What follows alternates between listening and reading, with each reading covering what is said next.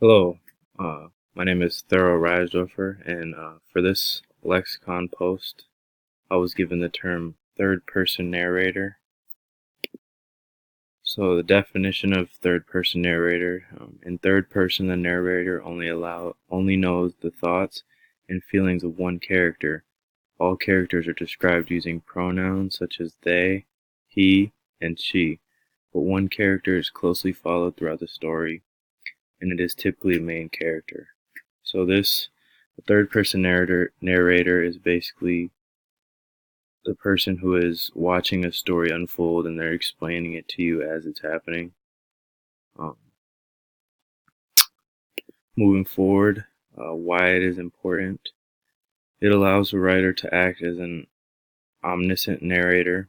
Information can be given to the reader about every character and situation, whether or not the individual characters know anything about it. The narrator is unbiased and does not favor certain characters, and it gives the writer more freedom.